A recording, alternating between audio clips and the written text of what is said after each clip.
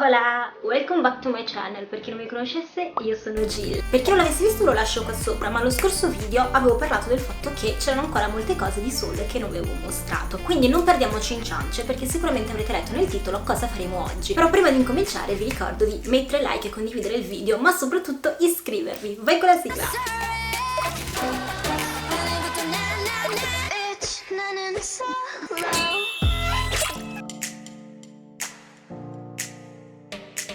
Gyeongbokguk divenne il palazzo principale della dinastia Joseon. Alle sue spalle vi è il monte Bagaksan. Gyeongbokguk significa letteralmente brillantezza e fortuna. L'entrata costa 3.000 won, ma è gratis se si entra con il vestuario tipico che è l'hanbok. Ecco perché è normale trovare persone vestite con il vestito tipico coreano.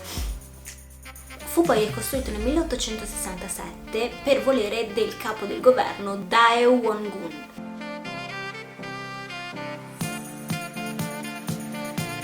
Incominciamo con la sala Jungjong-jong.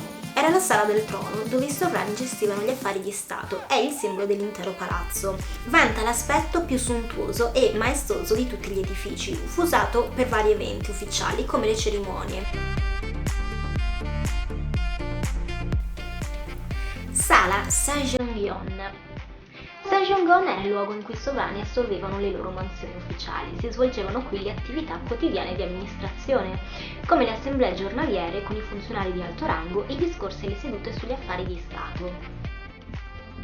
Quel giorno ci facciamo veramente una camminata lunghissima perché è veramente enorme come posto da vedere. Scrivetemi nei commenti se per quello che avete visto e per quello che vedrete voi lo visitereste questo appunto palazzo di Seoul.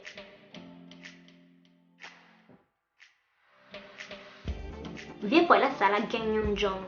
Il sovrano alloggiava in questa sala. Era un'area privata dove viveva le sue quotidianità, leggere, riposare e discutere da fare in modo molto formale.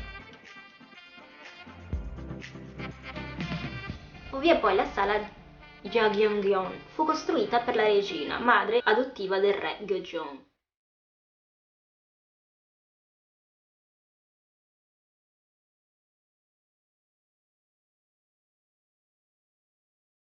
Dietro alla sala Gyotaeon c'è un elegante piccolo giardino chiamato Amisan, apprezzato sia per la presenza di una scalinata fiorita che di 4 camini. I camini sono esagonali e le loro pareti sono decorati in modo elaborato.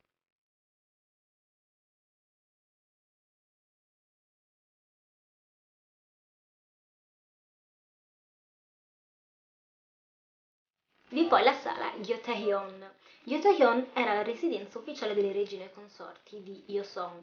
È il luogo dove svolgevano le loro mansioni, che comprendevano la gestione e la supervisione degli affari reali della famiglia, che riguardavano le donne appartenenti alla corte reale.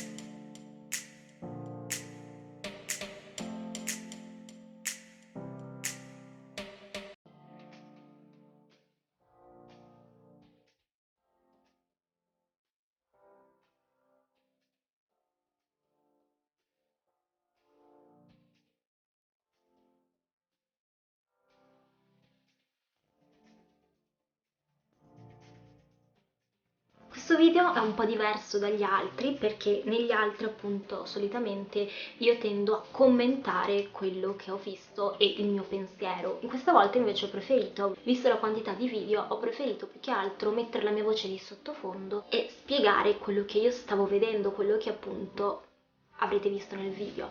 Ditemi se secondo voi è stato meglio così, se vi è piaciuto o se avreste preferito video come quelli scorsi dove appunto io commentavo più che altro il luogo. Detto ciò, ci vediamo nel prossimo video, spero che vi sia piaciuto, mi raccomando commentate e iscrivetevi.